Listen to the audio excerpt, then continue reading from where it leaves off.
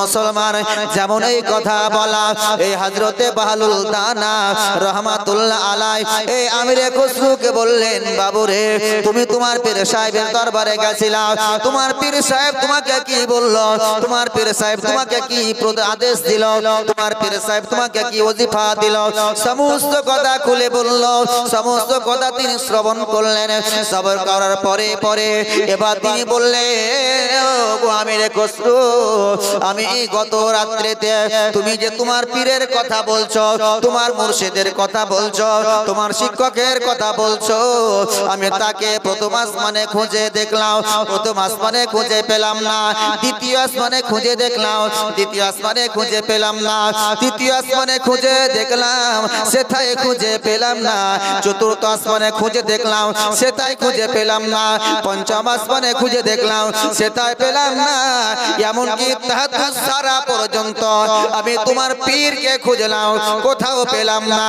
অন্যান্য সমস্ত আল্লাহওয়ালারা, অন্যান্য সমস্ত আল্লাহর দরবেশরা, অন্যান্য আল্লাহর প্রেমিক পাত্ররা আল্লাহর নাম জপ করছে, কেউ প্রথম আসমানে, কেউ আল্লাহর নাম জপ করছে দ্বিতীয় আসমানে, কেউ আল্লাহ আল্লাহ করছে তৃতীয় আসমানে, কেউ মিলাদ করছে প্রথম আসমানে। তোমার পীর সাহেবকে আমি কোথাও খুঁজে পেলাম না। জোরে জোরে বলুন সুবহানাল্লাহ। ইনার মনটা একটু খারাপ হলো যে সব ওলিকে তিনি দেখতে পেয়েছেন, আমার পীর সাহেবকে দেখতে পাননি। তাহলে আমার পীর সাহেব কি এই ফজিলতে পৌঁছাতে পারেনি? আমার পীর সাহেব কি এখনো পরিপূর্ণ হতে পারেনি, কামিল হতে পারেনি? ব্রাদান ইসলাম সামনে কেরাম এই বলার পরে হযরতে আমিরে খুসরু রাহমাতুল্লাহ আলাই তিনি বাড়ির দিকে সফর শুরু না করে, বাড়ির দিকে না এসে তিনি করলেন কি, আবার ওই জায়গা দিকে চলে গেলেন যে জায়গা থেকে তিনি এসেছিলেন। হযরতে নিজামউদ্দিন আউলিয়ার দরবারে তিনি আবার চলে গেলেন।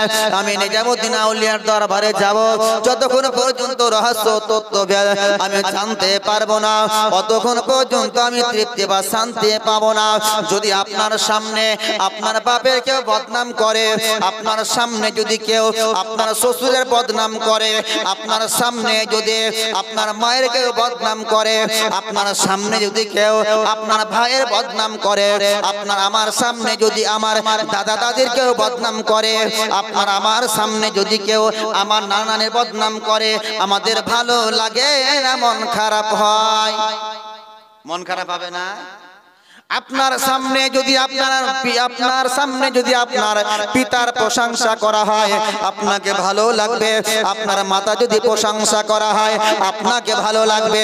আপনার ভাই বোনদের যদি প্রশংসা করা হয়, আপনাকে ভালো লাগবে। আপনার শিক্ষককে যদি প্রশংসা করা হয়, আপনাকে ভালো লাগবে।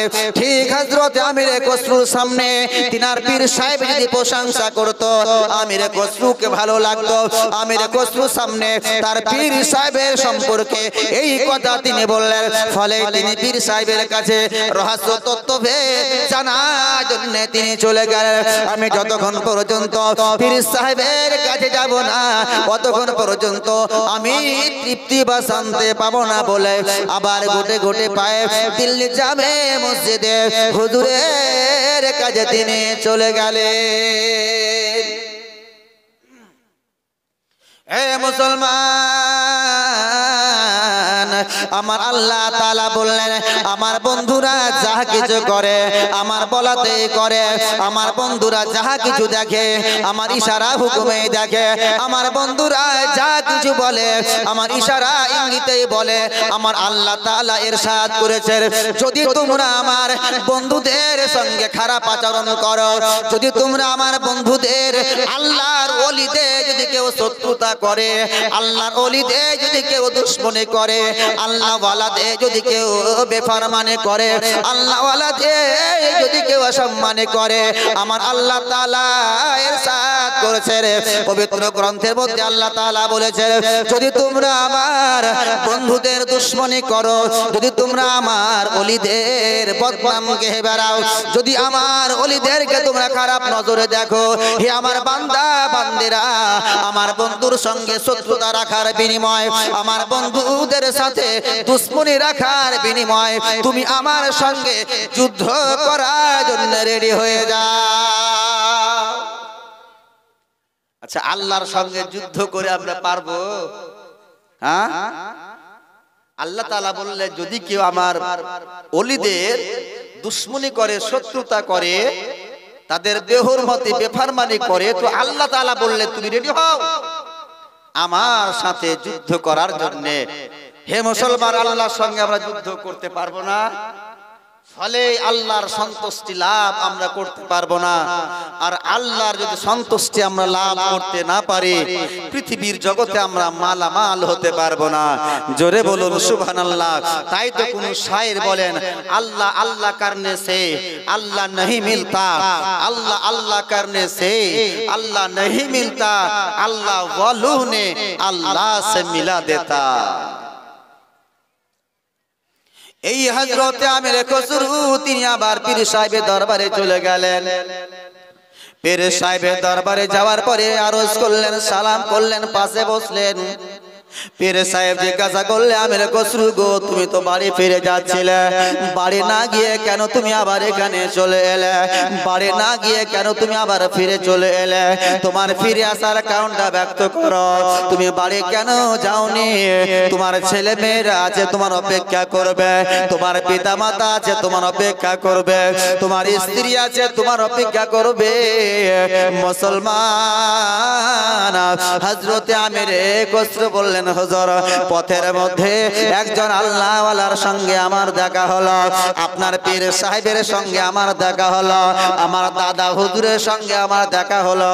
তিনি আমার সঙ্গে এই কথা ব্যক্ত করলেন, আপনার প্রশংসা করলো না, আপনার সম্মান গাইল না, বরং আপনার বদনাম ওখানে হলো, আপনার সম্মান নিচে হলো। তাই এই বিষয়টা জানার জন্য হুজুর, আপনার প্রশংসা যদি করতো আমাকে ভালো লাগতো, আপনার সম্মান যদি গাইত আমাকে ভালো লাগতো।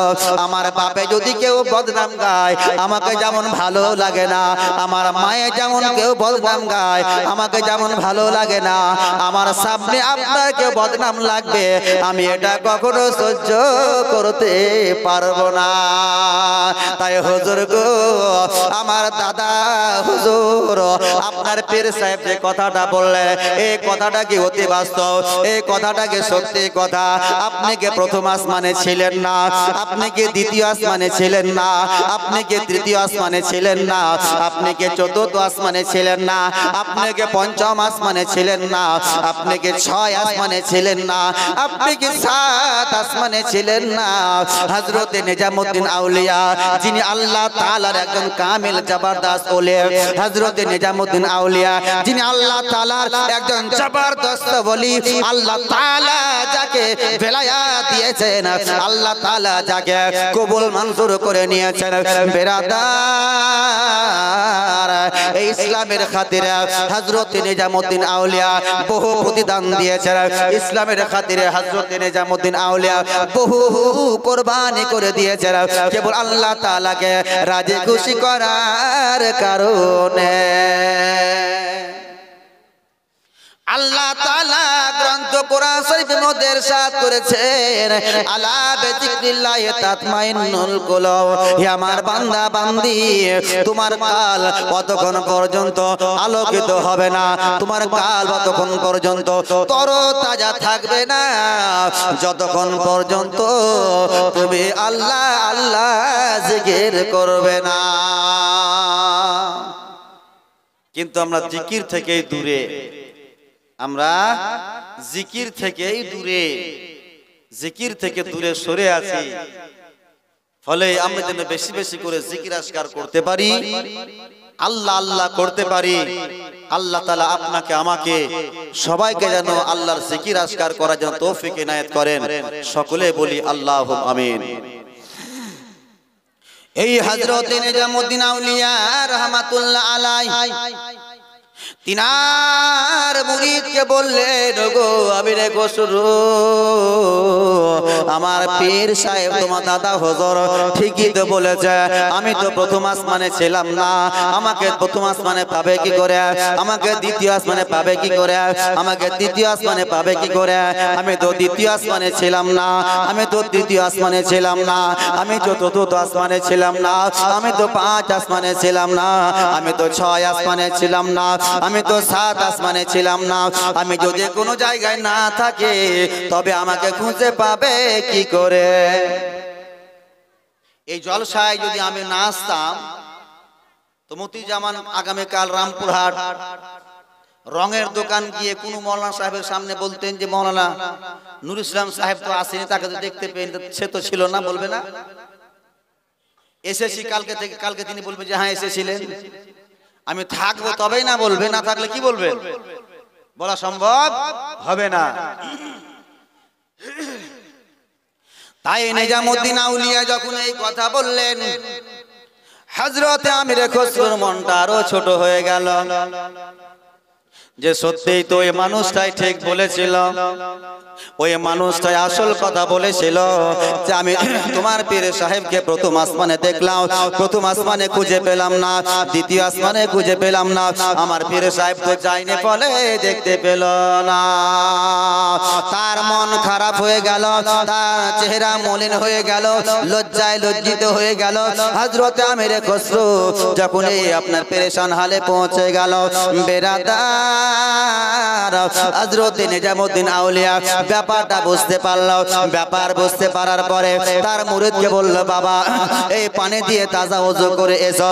তাজা ওযু করে আসা হলো, পীর সাহেব এবং মুরিদ দুজনে আমনা সামনা দাঁড়িয়ে আছে দিল্লির জামে মসজিদে, পীর এবং মুরিদ দুজনে দাঁড়িয়ে আছে। পীর সাহেব বললেন তুমি আমাকে দেখো, মুরিদ বললেন আমি তোমাকে দেখবো। পীর সাহেব মুরিদকে দেখে, মুরিদ এখন পীর সাহেবকে দেখে, দুজনে দেখতে আছে। এখন নিজামুদ্দিন আউলিয়া বললেন, বাবু আমি যখন তোমাকে চোখ বন্ধ করতে বলবো তখন তুমি চোখ বন্ধ করবে, যখন তোমাকে চোখ খুলতে বলবো তখন তুমি চোখ খুলবে। বেরাদার দুজনে চোখ বন্ধ করে আছেন। এখন নিজামুদ্দিন আউলিয়া বললেন তুমি চোখ খুলে দাও। যেমন চোখ খুললে, চোখ খোলার সাথে সাথে নিজামুদ্দিন আউলিয়াকে আর খুঁজে পেল না, বরং তিনি জমিনের উপরে যে দিল্লির সারজমিনে জামে মসজিদ নামে মসজিদটা ছিল, এই মসজিদে দাঁড়িয়েছিল। এখন তিনি জানো দিল্লির জামে মসজিদে দাঁড়িয়ে নাই, দুনিয়া জগতে জমিনের মসজিদে দাঁড়িয়ে নাই, বরং তিনি এখন 7 আসমানে পৌঁছে গেছে। আর একবার মহাবাদে বলুন, আর একবার জোরে জোরে বলুন আল্লাহুম্মা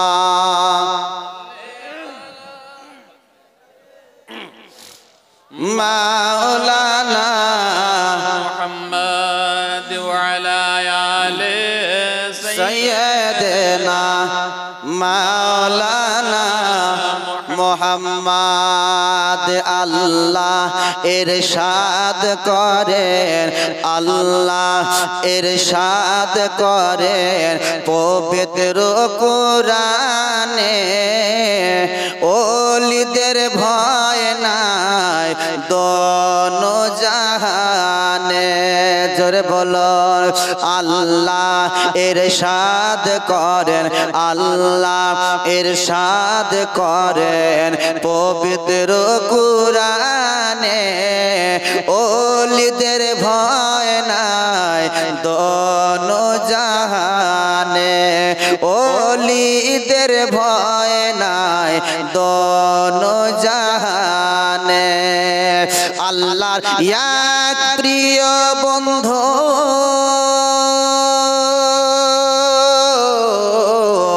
আল্লাহর এক প্রিয় বন্ধু আজ মেরি ওলে, আল্লাহর এক প্রিয় বন্ধু আজ মেরি ওলে, তশরিফ আনলেন যখন ভারতের গোলে, তশরিফ আনলেন যখন ভারতের গোলে।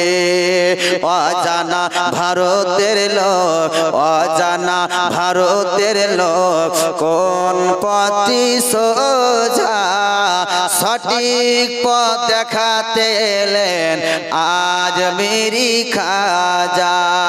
জোরে বলো। ভারতের মানুষ আমরা ঋণী হয়ে আছি কার?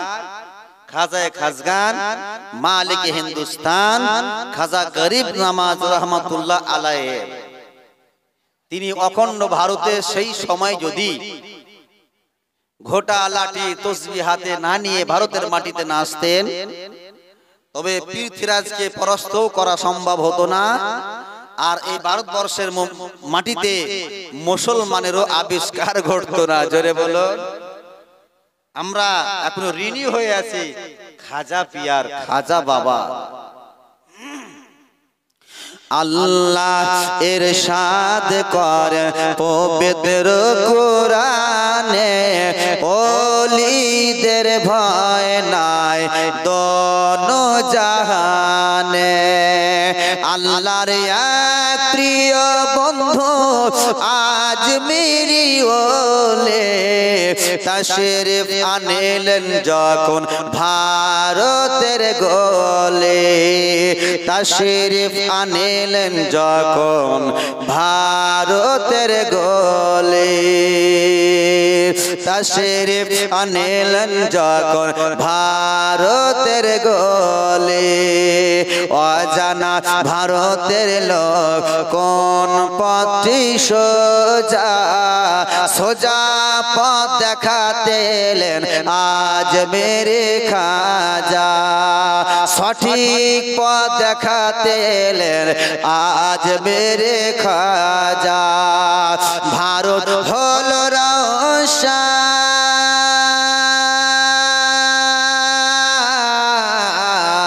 ভারত হলো রওশন, ভারত হলো রওশন তোমার আগমনে, ভারত হলো রওশন তোমার আগমনে।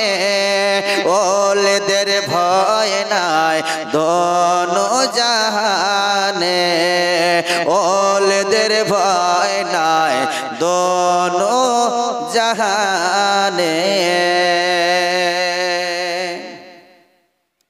গতকাল খালা মাদ্রাসার উন্নতি কল্পে যে অনুষ্ঠান হয়েছিল সেটার নাম ছিল জলসা। ভদ্রপুরের মিরপাড়াতে ছিল, সেটার নাম ছিল জলসা। মানুষ ইন্তেকাল হওয়ার 40 দিনকার মাথায় যে প্রোগ্রামটা বাড়িতে হয় সেটার নাম হয় চল্লিশা। এক বছরের মাথাতে যে প্রোগ্রামটা করা হয়, ইসালে সব করা হয়, কোরআন খানে করা হয়, দোয়া খায়ের করা হয়, সেটার নাম হয় বছরকে। আর আজকে যে প্রোগ্রাম আপনারা করেছেন এই প্রোগ্রামটার নাম হচ্ছে উরুস। এটার নাম উরুস।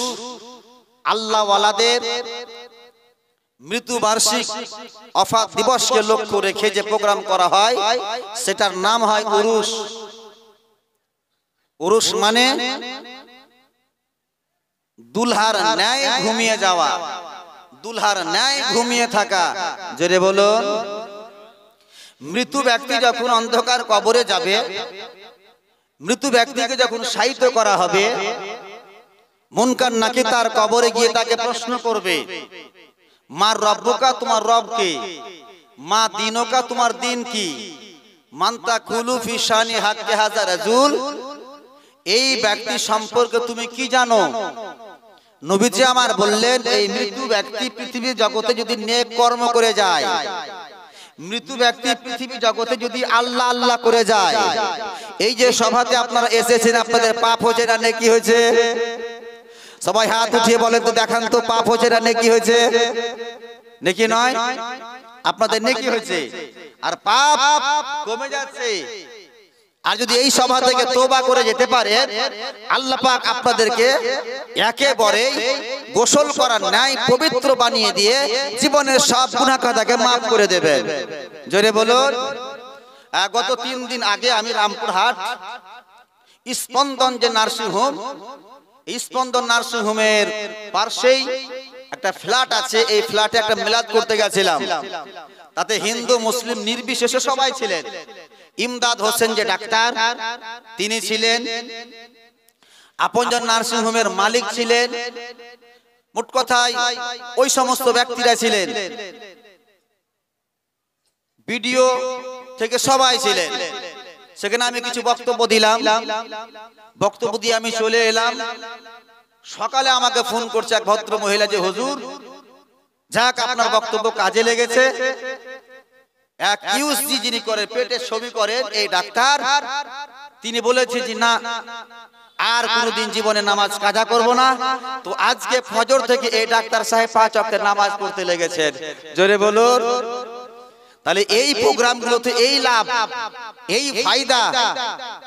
তাই মৃত্যু ব্যক্তি যখন কবরে যাবে, নবী আমার বললেন যদি মৃত্যু ব্যক্তি ঈমানদার পরহেজগার মুত্তাকি হতে পারে, দুনিয়ার জগতে যদি কিছু নেকি করে আসতে পারে, দুনিয়ার জগতে যদি কিছু সঞ্চয় করে আসতে পারে, দুনিয়ার জগতে যদি কিছু ভালো কাজ করে আসতে পারে, তাহলে অন্ধকার কবরে আলো পেয়ে যাবে।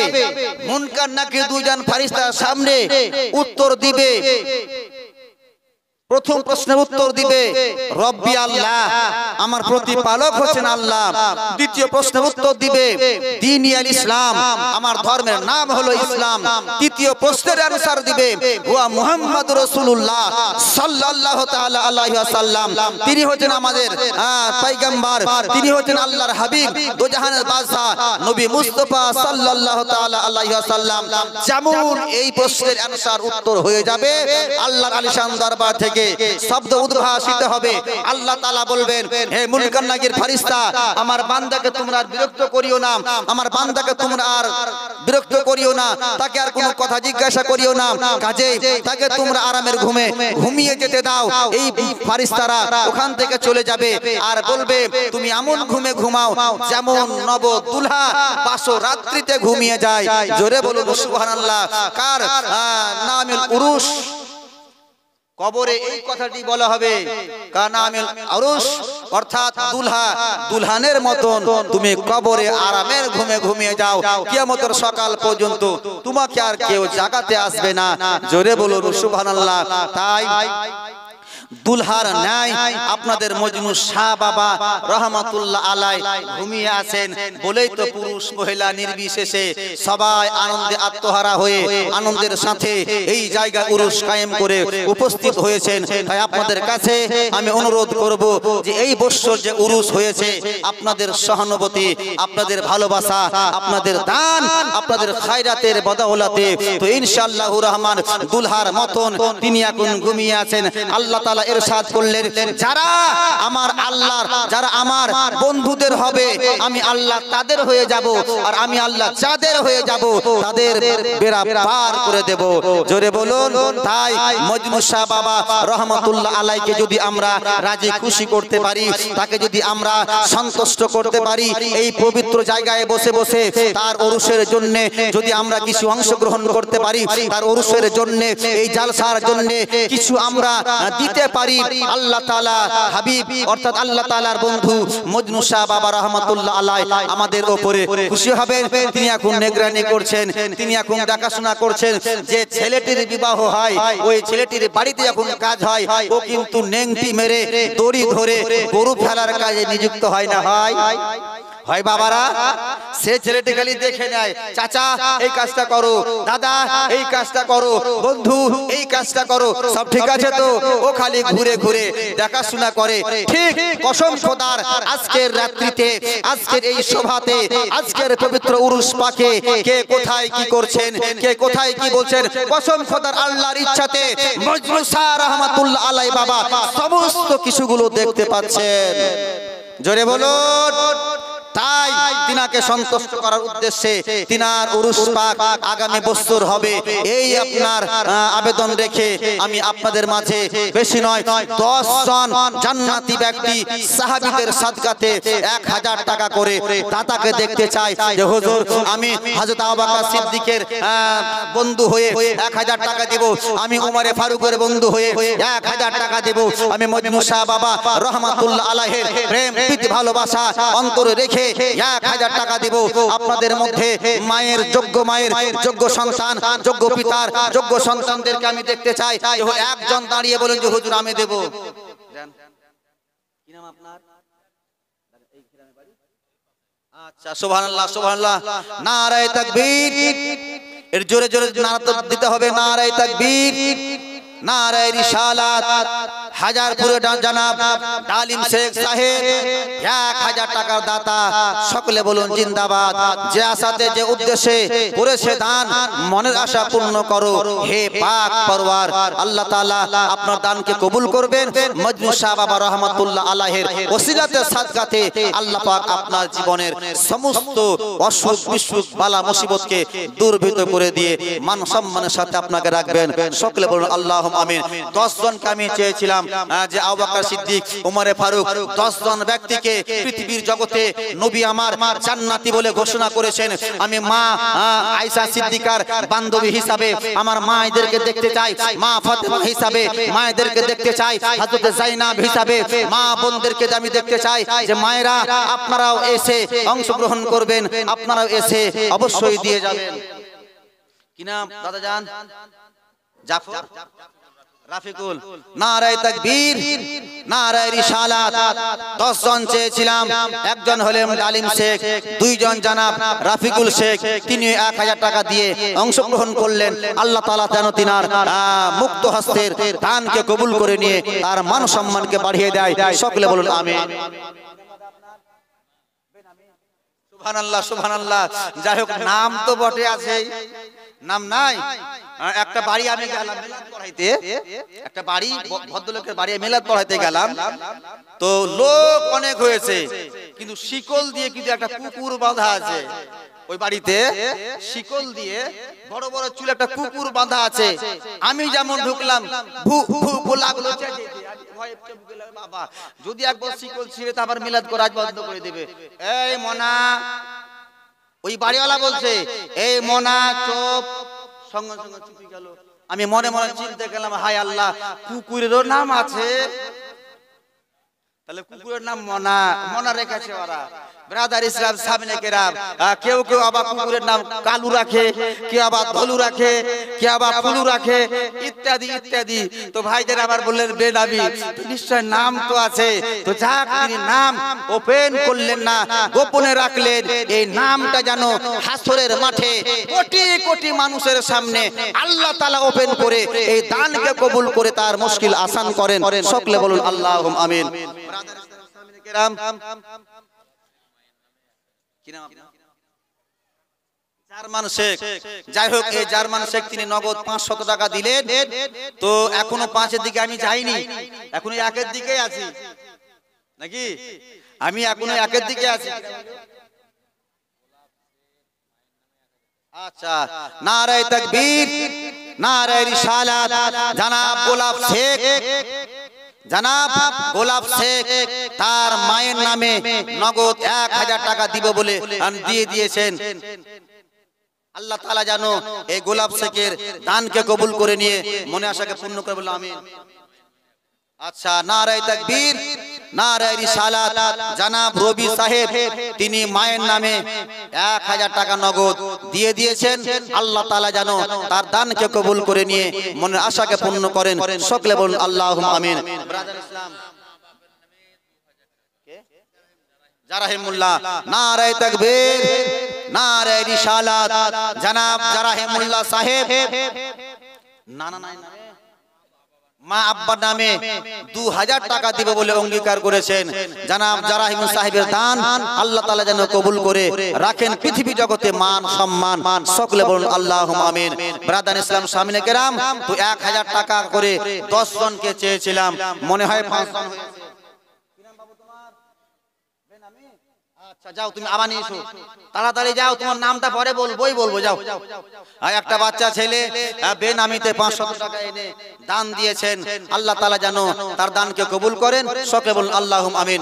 আর এটা রবিউল দিলেন নাকি এই 500 টাকা? জার্মান, হ্যাঁ জানাব জার্মান সাহেব, তিনি নগদ 500 টাকা আমার হাতে দিয়ে গেছেন।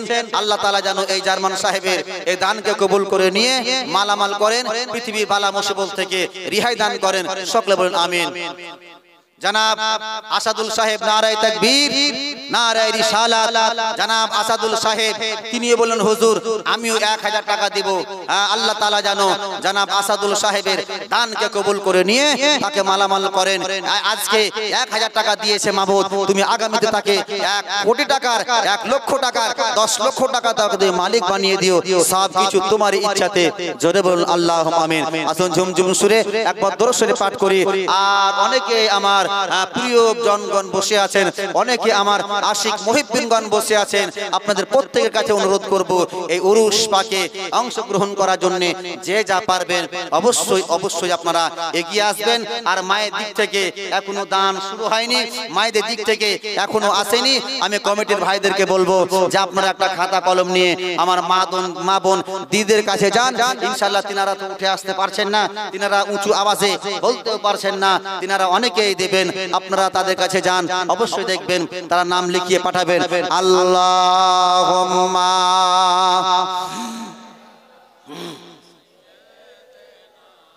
মাওলানা মুহাম্মদ ওয়ালা আলে সাইয়্যিদানা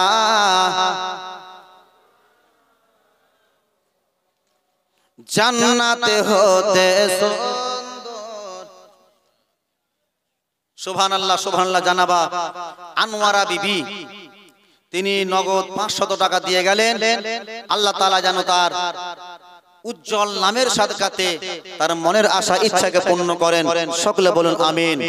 জান্নাতে হতে সুন্দর নূর নবীর মদিনা, নূর নবীর মদিনা, জোরে বলো। জান্নাতে হতে সুন্দর নূর নবীর মদিনা, নূর নবীর মদিনা। গোলাপ যেথা ঝোঁকায় মাথা, গোলাপ যেথা ঝোঁকায় মাথা, গোলাপ যেথা ঝোঁকায় মাথা, দেখে নূর নবীর পাসিনা। জান্নাতে হতে সুন্দর নূর নবীর মদিনা, নূর নবীর মদিনা। খুব দেখেছো তুমি ও গো মক্কা ভূমি, খুব দেখেছো তুমি ও গো মক্কা ভূমি, খুব দেখেছো তুমি ও গো মক্কা ভূমি। আমার প্রিয় নবীজির কদম দুখানে চুমে, আমার প্রিয় নবীজির কদম দুখানে চুমে। তাই তো পাওয়া যায় মক্কা মদিনা, তাই তো পাওয়া যায় মক্কা মদিনায় নবীজির কদমের নিশানি।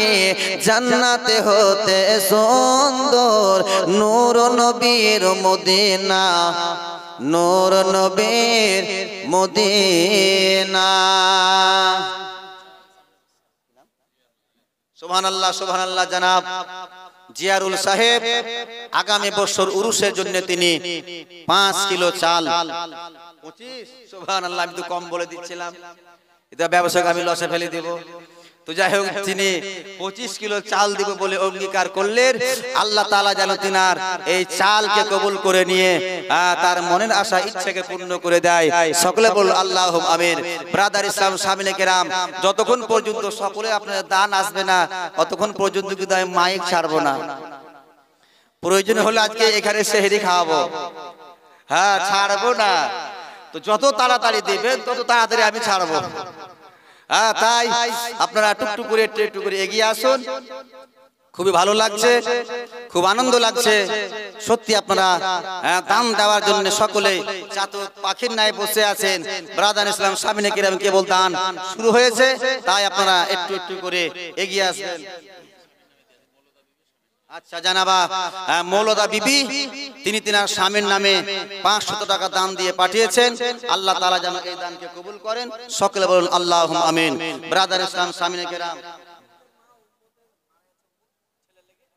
আচ্ছা জানাব উম্মত সাহেবের মা, মরহুম উম্মত সাহেবের মা উম্মতের রুহে মাগফিরাতের উদ্দেশ্যে একটি কোরআন শরীফ দান করেছেন। আল্লাহ তাআলা জানো এই কোরআন শরীফে 6666টি আয়াত রয়েছে। এই কোরআন শরীফে সূরা রহমান, সূরা ইয়াসিন, সূরা মুজাম্মিল সমস্ত কিছু দিয়েছেন। এই কোরআনটা মানুষের জন্য, আমাদের হেদায়েতের জন্য এসেছেন। এখন চাদর নিয়ে যান না, এখন নিয়ে যেতেন কেন? ব্রাদার ইসলাম সামিনে কেরাম, তো উম্মতের মা ছেলে রুহে মাগফিরাতের উদ্দেশ্যে একটি কোরআন শরীফ দিয়েছেন। আল্লাহ তাআলা জানো উম্মতের মায়ের এই দানকে কবুল করে নিয়ে তার ছেলে ইন্তেকাল করেছেন, তাকে যেন জান্নাতি বলে ঘোষণা করেন, সকলে বলুন আমিন।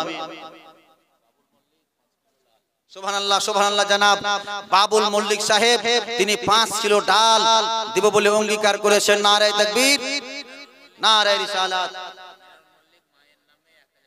সুবহানাল্লাহ। জানাব মিনারুল মল্লিক তার মায়ের জন্য 1000 টাকা দিব বলে অঙ্গীকার করলেন। আল্লাহ তাআলা যেন এই দানকে কবুল করেন, সকলে বলুন আল্লাহুম্মা আমিন। ব্রাদার ইসলাম সামিনে কেরাম 10 জন চেয়েছিলাম, মনে হয় 7 জন হলো 1000-এর, এখনো 3 জন বাকি আছে। আপনাদের মধ্য থেকে আরো 3 জন আমি মর্দে মুজাহিদ বান্দাকে দেখতে চাই যে হুজুর আমি আমার পিতার জন্য, আমি আমার মাতার জন্য, আমি আমার শ্বশুরের জন্য, আমি আমার শাশুড়ির জন্য, আমি আমার দাদা দাদির জন্য, আমি আমার ছেলে মেয়ের জন্য 1000 টাকা করে দেব হুজুর। আসুন আপনার দান সাদরে কবুল হবে। মঞ্জুর শাহ রহমাতুল্লাহ আলাইহি বাবা আপনার উপরে খুশি হবেন, আর তিনি যখন আপনার উপরে খুশি হবেন আল্লাহ তাআলা আপনার উপরে রাজি হবেন, আর আল্লাহ তাআলা যখন আমাদের উপরে রাজি হবেন আমাদের বেড়া পার হয়ে যাবে।